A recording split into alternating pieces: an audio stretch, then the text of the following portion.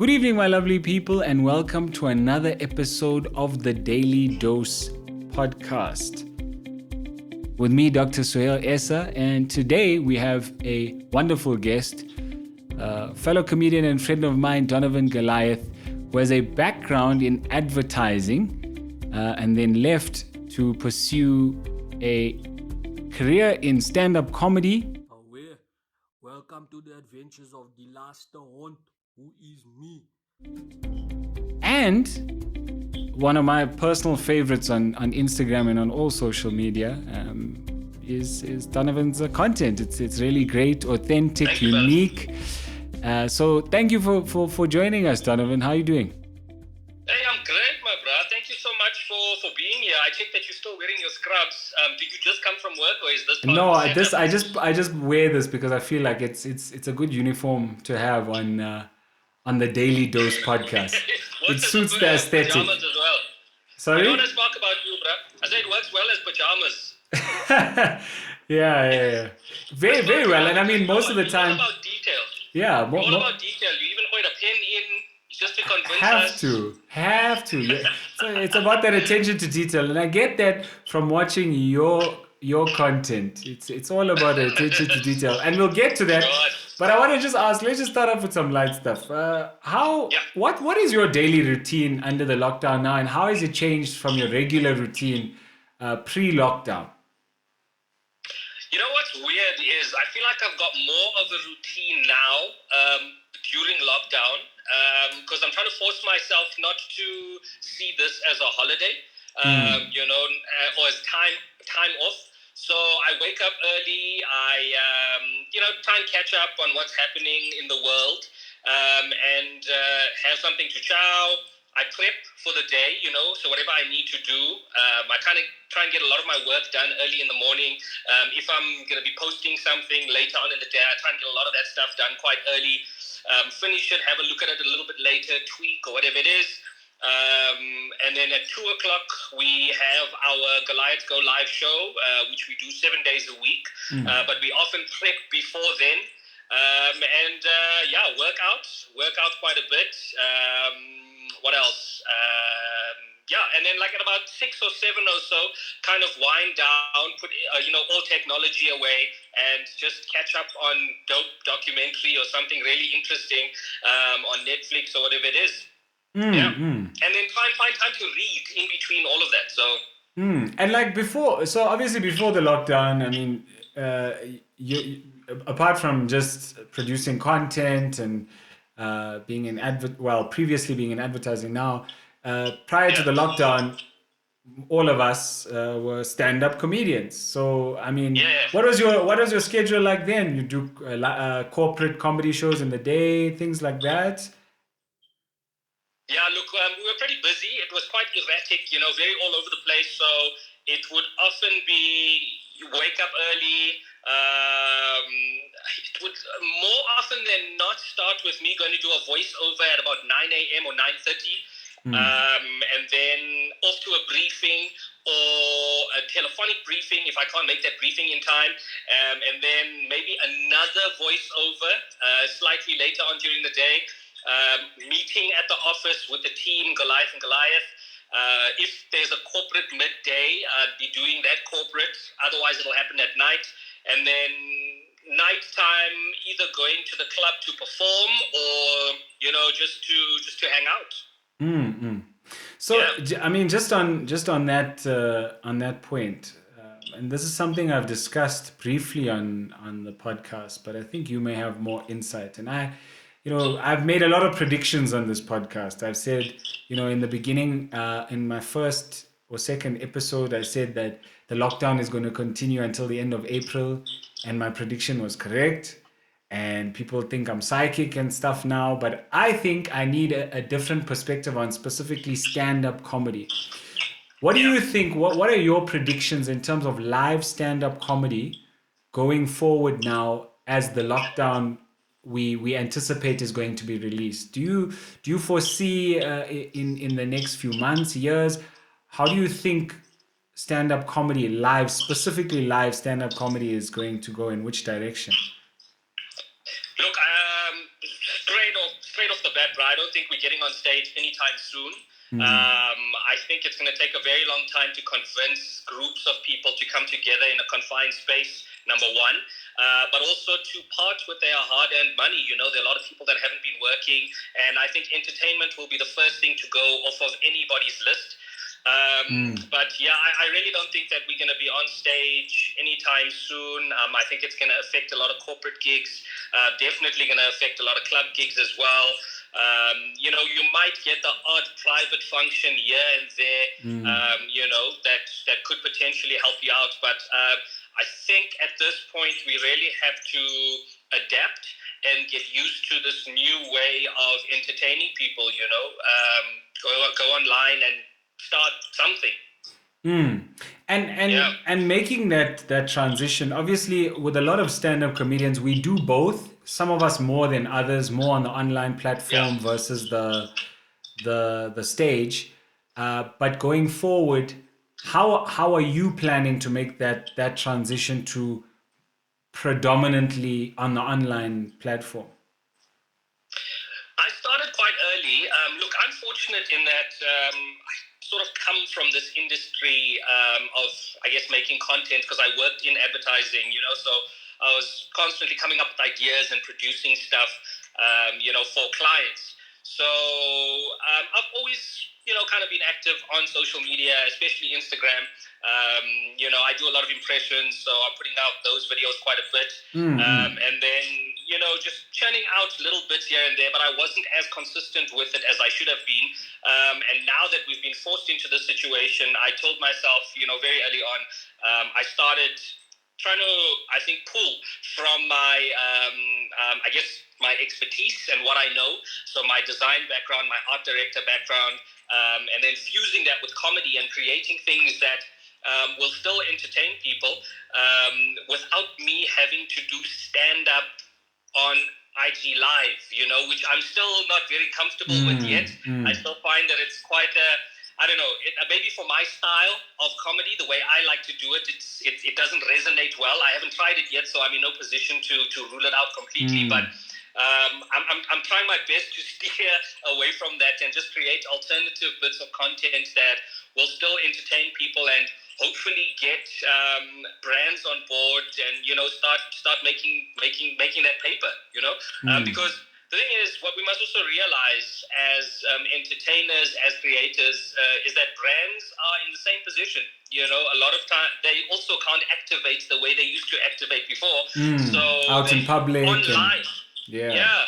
So they're also online and they're also looking for fresh things to do. So the best thing you can do for yourself right now is to stand out somehow, create something, create many things, and, you know, create a little bit of traction for yourself and make a lot of noise, which is going to be even more difficult because everybody's online at the moment. And hopefully you catch the attention of somebody that wants to give you money for your ideas. Yeah, no, I guess I've also been trying to do that with the Daily Dose podcast, and I have another thing, the Cooking with Sohail, which is a character that I do the cooking thing with. And now I'm seeing a lot of brands are approaching me saying, you know, they'd like to place their products in my thing. So I am seeing that a lot of brands are also working towards, you know, combining with content creators to try and push their products out there, especially during this time. But something that I've been battling with, and I'm sure you also have, is how are you coping with not being on stage? Because for me, it's painful. Like, I don't think that there's, even if you do an IG Live stand-up comedy show, you never get that. For me personally, you never get that full experience of saying a joke, telling a story, and watching the audience or the crowd light up. How are you coping with it? Very difficult, Bram. It's very difficult. You know, the last big gig I did was my one-man show. Yes. I shot. Which I shot, and unfortunately, you know, due to many circumstances, that never made it to TV. The lockdown happened. There's a lot of things that happened in between that really just threw that one out completely, which really shook me. And you know, it was very, very hard pill to swallow, that one. But I think this, and I think you set it up very well in saying that you can't really describe that feeling of throwing out your crazy ideas, out to a whole group of strangers and getting this roar of laughter back. It becomes a very addictive thing, and you want it every single day. And it starts to get to you, because you can create as much content as you want online, but there are a lot of things that can only translate and can only work on stage. You need that immediate feedback. So it's quite depressing, that we can't do that. But I'm also not trying to let it get me down.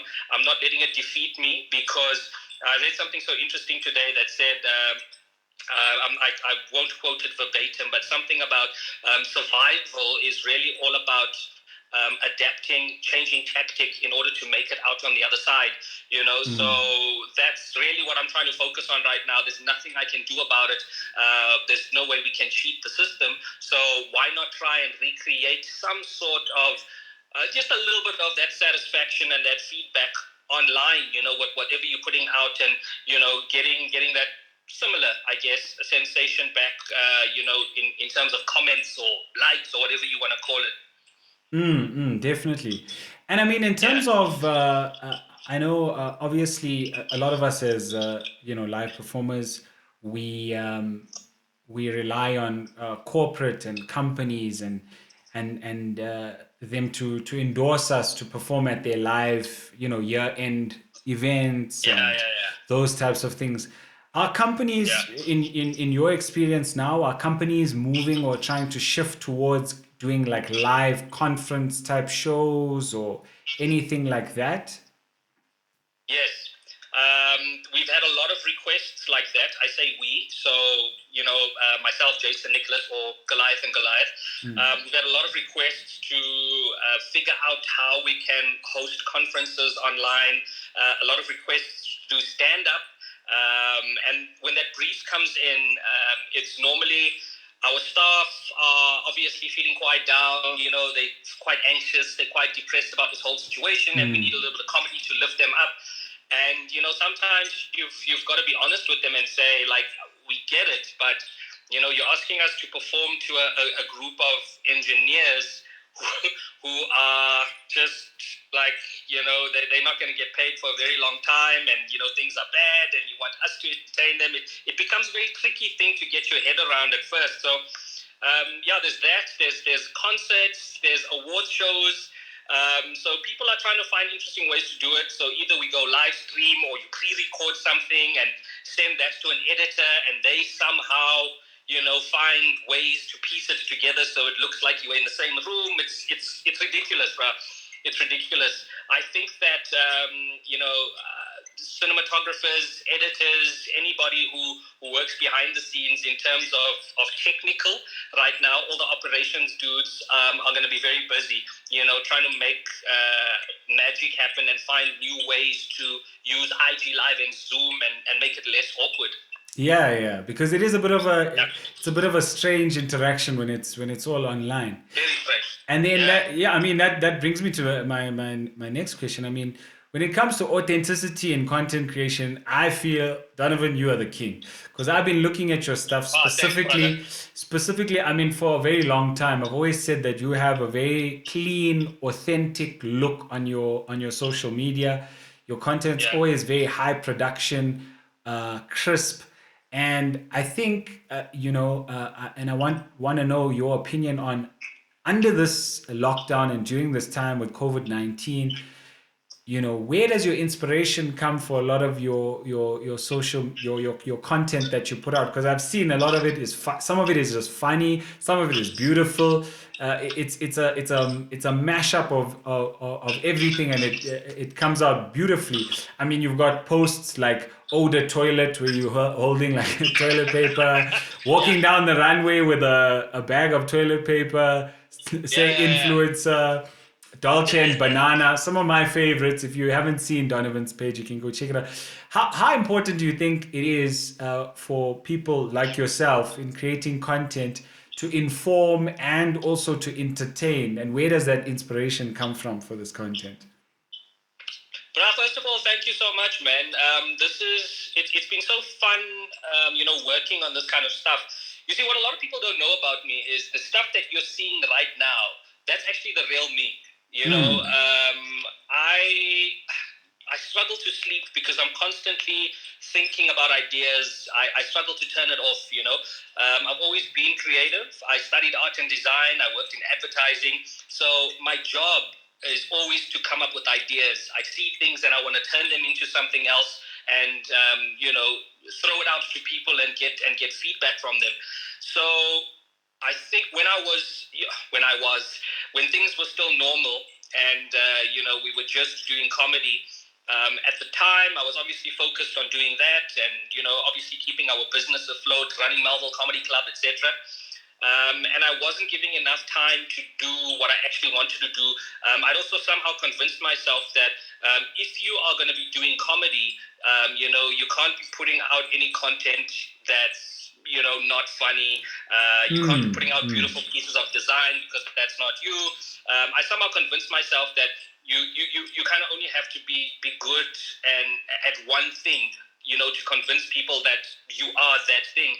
And I think the lockdown now has really taught me that there are no rules. I think the best thing you can do for yourself is create the rules, bend the rules a little bit, and make people stop and go, "Whoa, man, I thought you just did comedy. Where does this come from?" I'm getting a lot of questions from people asking me things like, "Do you have a studio at your house? Is there somebody shooting this? Who's editing it? How are you putting all of this together?" So I'm also doing a lot of IG lives with other creative directors, other creative people, chatting about the process, and how, as a creative person or as an entertainer, you're not going to get this time again, to make things. It doesn't matter what it is, and I don't think people should be putting themselves under that pressure as well. If you're a comic, but you're interested in, literature, there's nothing wrong with you doing a podcast or an IG live just talking about books, because this is your time to do you and to really feed your soul, whatever gets you going, whatever, puts you at peace, whatever you're doing that adds a little bit of value that, can hopefully uplift somebody else's day, that's what you should do. So me making all of this stuff is great because I get so much joy from people telling me that, "Man, you made me forget about this crazy pandemic that we're in, even just for 10 minutes. You know how happy that makes me, brother, that I could do that?" Because it seems so insignificant, It makes me go, well, it's not just an Instagram post,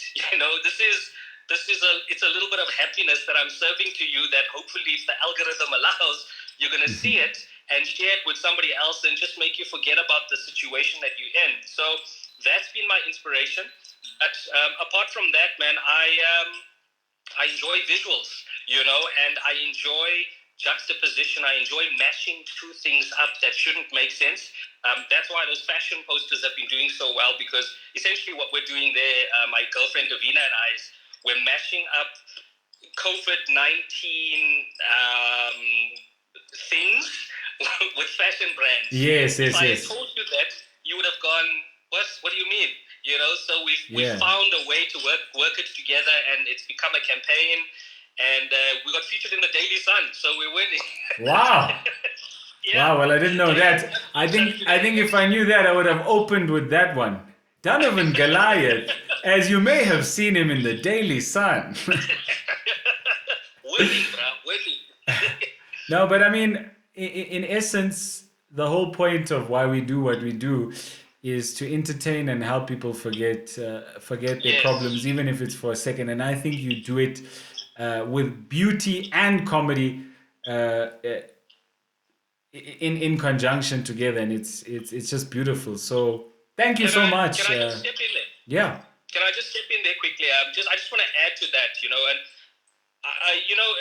I say it, and it seems like such an easy thing to do, but honestly, I do stress about it and sit and think about what I can do that's really going to stop people from scrolling. I said it in another interview the other day that as a creator/entertainer, we're in the best and worst time to be making stuff because, one, you've got a lot of eyeballs on platforms right now, but two, you're also going up against everybody. Everybody has the exact same thoughts. Everybody's trying to churn things out. So what are you going to do that's different, that's eye-catching, that's going to make somebody stop scrolling? So essentially, we're at war with people's thumbs, So you got to catch people instantly. That's why I've had to level up the art direction on a lot of those fashion posters, to make you stop and go, this is not a Hugo Boss ad. And then hopefully share it to keep the momentum going. So there has to be a strategy behind it as well. I know that we say that this is a good time to be churning stuff out, but quality and quantity are equally important right now. And what is your voice? What is the voice that you are putting out? And you can't replicate anybody right now, because if you are replicating somebody who's a lot more famous than you, who's got a bigger pool, you've got to make sure that your stuff is better than theirs. Otherwise, you're going to lose. You're going to lose.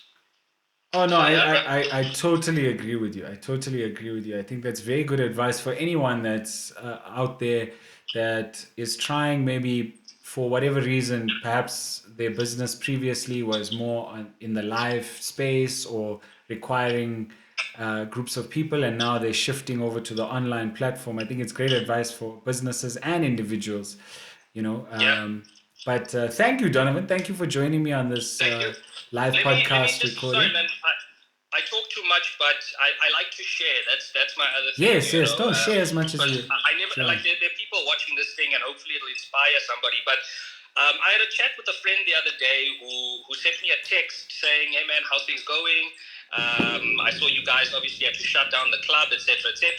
I've seen some of the stuff that you're doing online. It's nice that you are, trying to keep momentum going." And this guy, he owns, they make T-shirts, they make apparel, essentially, sportswear. So he made all our Goliath and Goliath T-shirts. So naturally, I say to him, yo, bro, I can imagine that your business is taking a big knock right now.